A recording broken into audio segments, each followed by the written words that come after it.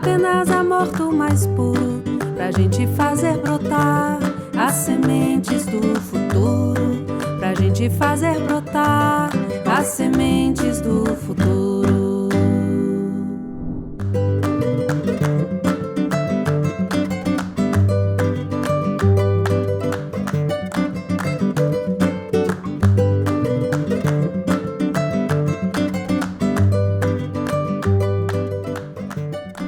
Entrando na questão da adoção, né? Nós temos uma fila, como funciona isso hoje aqui no nosso estado, na nossa capital especialmente? Nós temos a adoção é como fila de transplante de órgãos, né? Nós temos então uma fila de pessoas que querem receber uma criança. Mas tem que casar uma coisa com a outra. Exatamente. E a gente tem uma fila de crianças que também precisam de pais. Então, como nós fazemos? Sempre que uma criança fica disponível para adoção, nós entramos no Sistema Nacional de Adoção, que tem mais de 30 mil famílias cadastradas. E procuramos a família mais antiga que tenha o desejo de receber aquela criança com aquelas características. E que características são essas? De idade, de gênero, de condições de saúde, né? E até raciais. Veja que a gente ainda permite que as pessoas escolham, né, a criança pela sua raça, o que é muito questionado hoje. Então, aquela primeira família, se ela aceitar aquela criança que nós temos, a criança real, ela é convocada. Se não é o perfil dela, nós passamos para a segunda família e assim por diante. Por sorte, o sistema faz isso, né, de um modo automatizado, porque senão a gente ia ter muito trabalho para conversar com cada uma dessas 30 mil famílias, né? E é nacional, né? Isso é interessante também, que a gente não fica restrito só ali naquele município. E eu vou confessar para a senhora, em relação às crianças com deficiência, eu tinha uma perspectiva assim de que dificilmente seriam adotadas. E nesse 1 ano de Casa de Helena, nós tivemos 2 casos de adoção, né? Bem sucedidos até aqui e muito linda, adoção assim afetiva, de busca realmente, né? Então eu fiquei assim positivamente surpreendida, né, de pensar nessa filiação do coração, né? Que nem sempre ela é aquela filiação do idealizado, né, do perfeito, né, do que eu sonhei, né? Uma das pessoas que adotou uma dessas crianças me disse uma frase que me marcou muito. Ele disse: o meu filho era a pessoa que chegasse até mim, ao meu coração, não importa quem ele fosse, né? E aí eu vi um grande sentido, né, de paternidade, maternidade, né, no sentido dos nossos filhos, né, biológicos mesmo. São os filhos que nos chegam. Né? E mesmo para os filhos biológicos, a gente não pode ter um alto grau de idealização. Padrão idealizador, né? Eu quero um filho que tenha essas características físicas, que venha com esse tipo de inteligência, com esse tipo de comportamento. É uma surpresa o filho que chega para nós, né? Mas a senhora vê assim, nessa experiência da adoção, ainda hoje, presente na nossa sociedade, assim, muitos tabus, muitas dificuldades das pessoas pensarem no filho adotivo. Eu já escutei alguma coisa em relação a isso, assim, mas uma criança adotiva, nunca isso, nunca aquilo. Como é, normalmente? Bom, como eu já estou na carreira há 25 anos, eu poderia dizer que a gente teve um grande progresso. Só para exemplificar, na minha terceira comarca, Fátima do Sul, eu tinha uma criança de 2 anos para adoção. E não havia no cadastro nacional alguém que quisesse uma criança de 2 anos.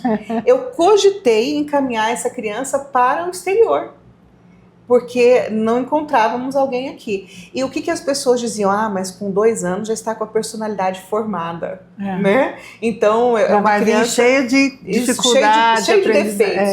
Para mim, a família perfeita vai chegar uma criança imperfeita porque já tem 2 anos e recebeu influências externas, né? Isso, graças a Deus, mudou. Hoje nós temos uma outra cultura de adoção. Então, as pessoas compreendem que as crianças estão em fase de desenvolvimento, né? E que nessa fase de desenvolvimento, se houver afeto e cuidado, essas crianças vão corresponder e vão se tornar aquele cidadão de bem que todos nós desejamos, né? Mas ainda persistem alguns tabus. Aquele pensamento de que a criança vai carregar comportamentos da sua família de origem, especialmente se esses comportamentos forem, por exemplo, ligados à prática de crimes ou condutas aí de risco. Tem pessoas que temem, né, por isso. Como se isso fosse genético. Como, né, vai transmitir de alguma maneira. E tem os principais preconceitos que a gente encontra são em relação aos adolescentes ou às crianças maiores, porque os pais adotivos pensam, com esse eu já não vou poder, eu já não tenho mais capacidade de ser ensinado, esse eu não vou mais conseguir educar, né, do meu jeito, com os princípios da minha família, com os meus valores, então essas crianças ficariam de lado.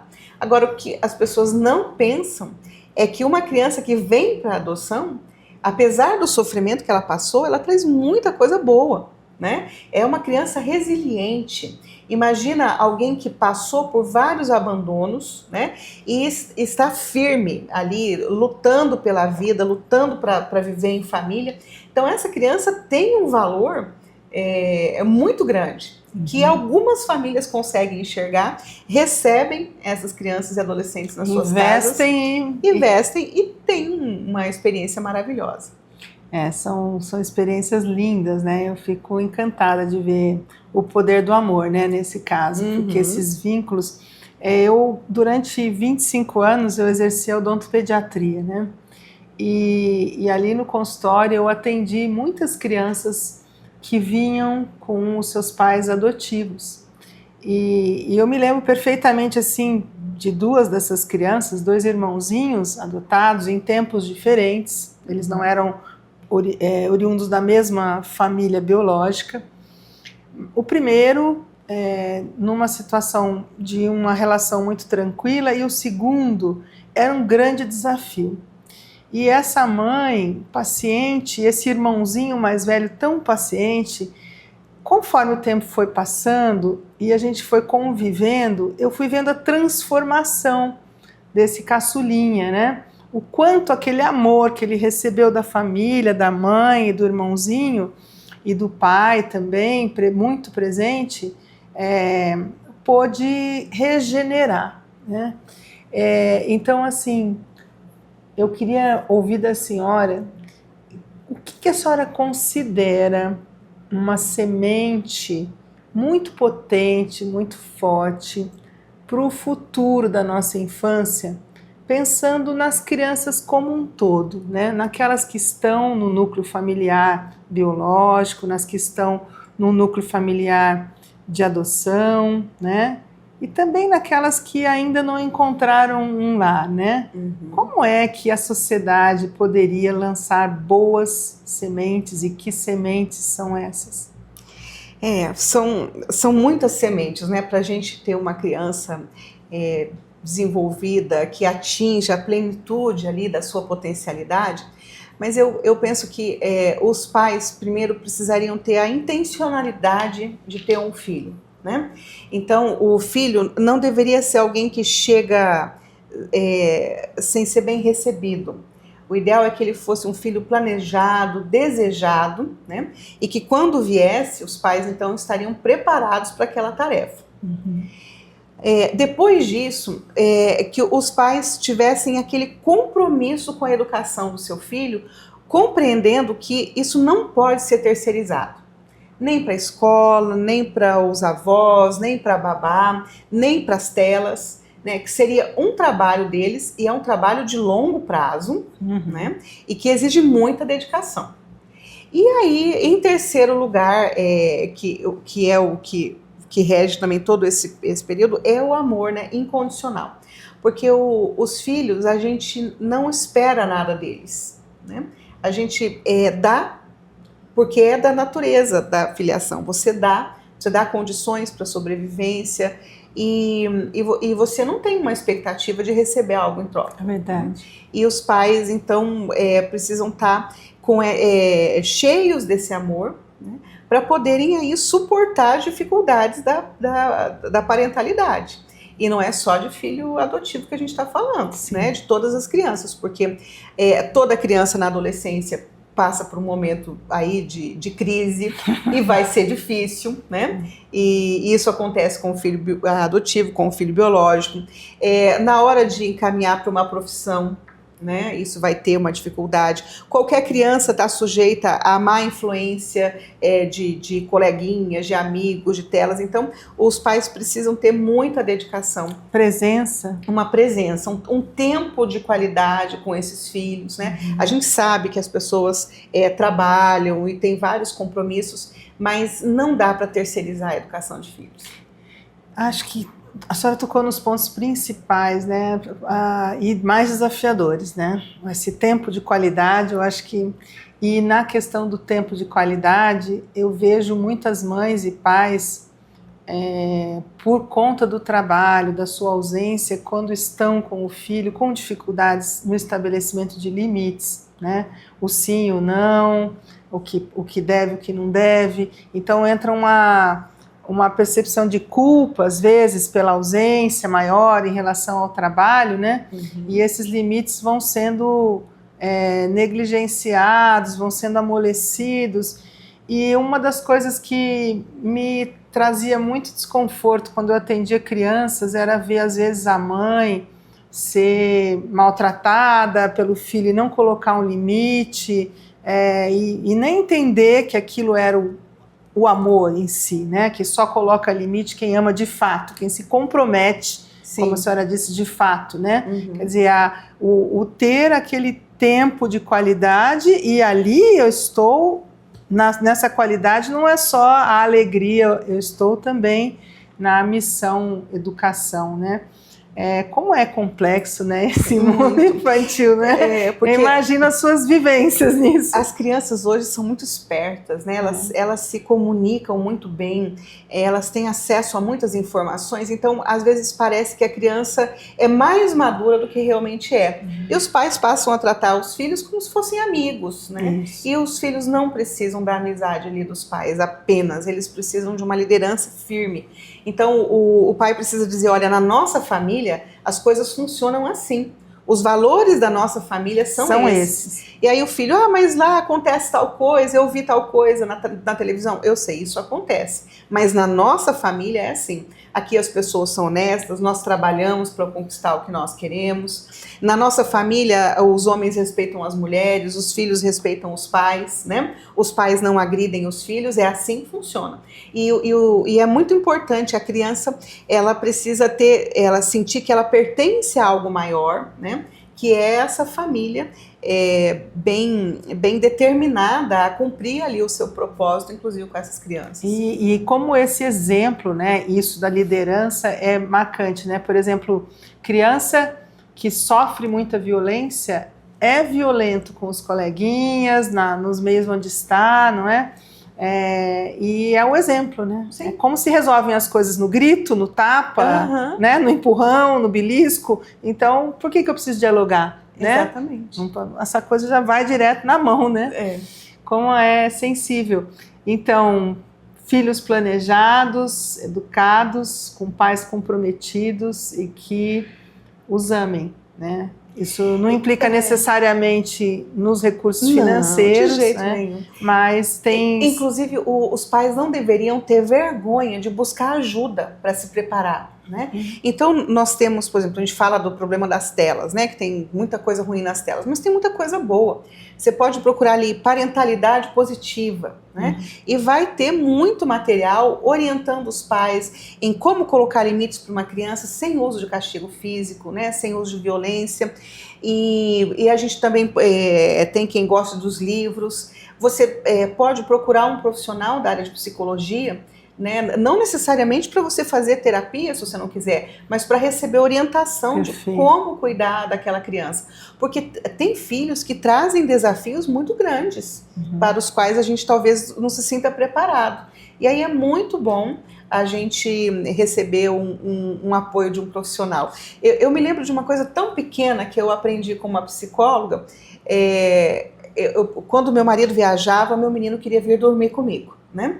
E criança ainda, eu pensava, mas se ele vier, ele vai pensar que ele está ocupando o lugar do pai, eu posso ou não posso? E a gente naquela vontade de ficar ali abraçando o filho da gente o tempo inteiro, né? Ela disse, pode, mas quando ele vier, você fala para ele trazer o travesseiro dele, porque aquele travesseiro é do pai.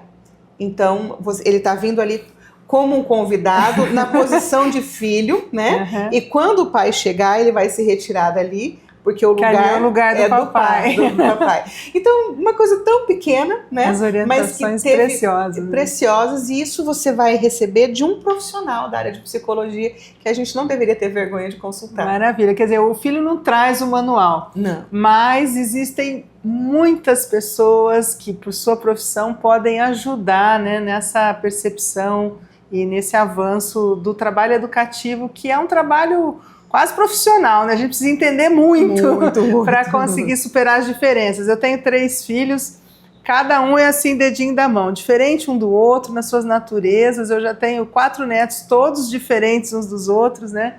E a gente convive com muitas crianças e vê que mesmo em comunidades onde o coletivo prepondera, como nas crianças africanas e tal, a individualidade, ela está ali, presente, precisa ser respeitada. Então, não tem uma fórmula única, né? A gente não consegue isso. Mas, doutora Cátia, eu fico muito grata, viu, pelas suas explicações, considerações, pela sua forma amorosa, né? E, especialmente, eu quero deixar, assim, publicado aqui, né?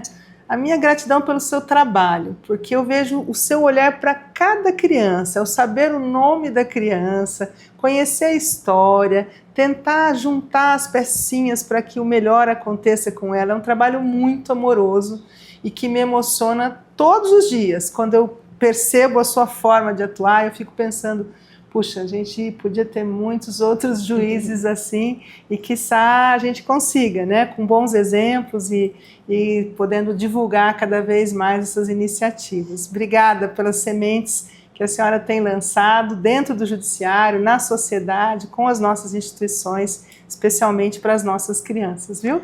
Obrigada, e eu estendo toda essa homenagem para a minha equipe de trabalho, que é maravilhosa e que me dá toda a estrutura para a gente conseguir esses resultados, né? E a equipe tanto do judiciário como da rede de proteção, inclusive, né, pessoas como vocês da Casa de Helena, que têm exercido um trabalho tão importante para as nossas crianças. Obrigada, querida.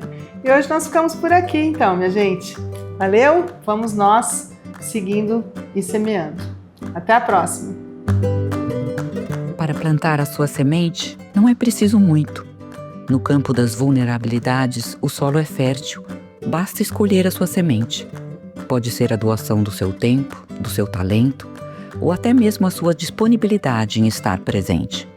Seja no Brasil ou na África, em regiões populosas ou em pequenas aldeias, as sementes plantadas brotam e constroem um futuro melhor.